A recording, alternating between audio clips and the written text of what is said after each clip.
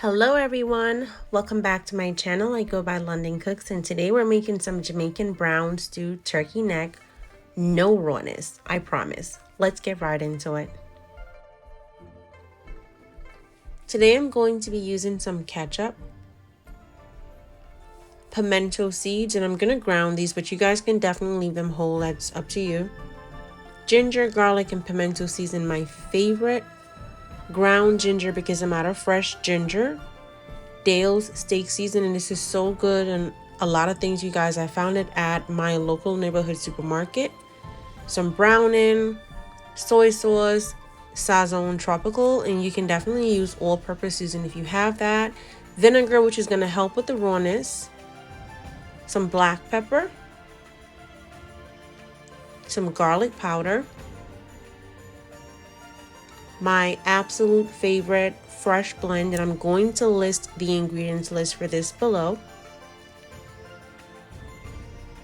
I also have some chicken seasoning. Yes, it's okay to use this, you guys. Turkey neck is poultry. Thyme.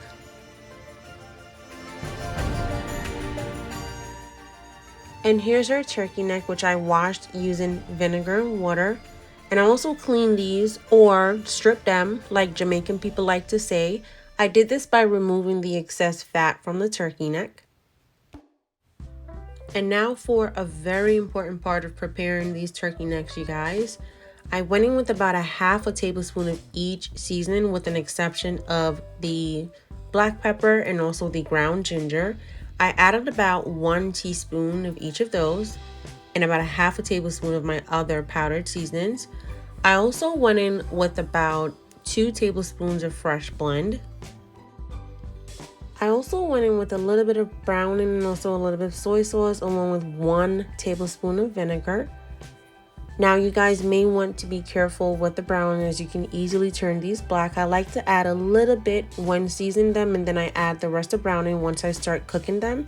I also allow these to marinate for about 8 hours before I started cooking them. I've added enough olive oil to coat my Dutch pot, and I'm doing this over a medium heat along with 2 tablespoons of brown sugar. I'm going to now burn my sugar and add my turkey neck once that starts bubbling. You guys, be very careful with this step. If you burn your sugar for too long, it can result in a very nasty bitter taste. And once you start getting jiggy with that cooking, it can be one of the hardest tastes to get rid of. So I allowed my turkey necks to brown for about 10 minutes before adding the liquid.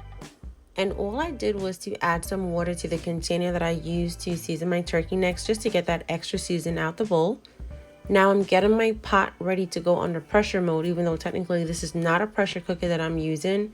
So I did add a little extra browning, a few grounded pimento seeds, of course, about 1 tablespoon of vinegar, which is going to help with the rawness, about a half a teaspoon of ground ginger, which is also going to help with the rawness, 1 tablespoon of the fresh blend, and about 1 teaspoon of the ginger, garlic, pimento seasoning.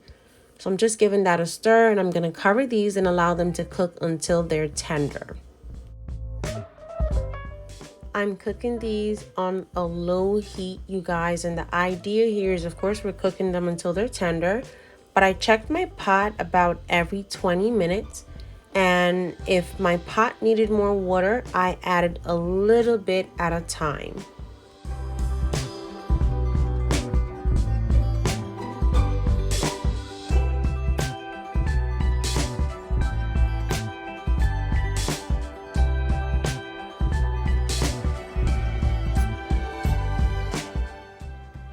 Now, because I'm only cooking about 2 pounds of turkey neck, they started getting tender after about 45 minutes.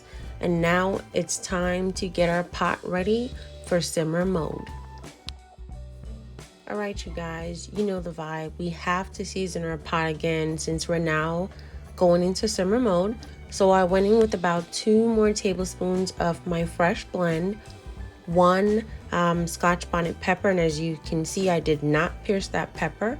My 2-year-old is going to be eating from this, so I cannot have not a drop of pepper in here. I also went in with about 2 sprigs of thyme. I'm also gonna go in with a little bit of Mr. Yoshida's Gourmet sauce, which goes really great on almost anything sweet and savory.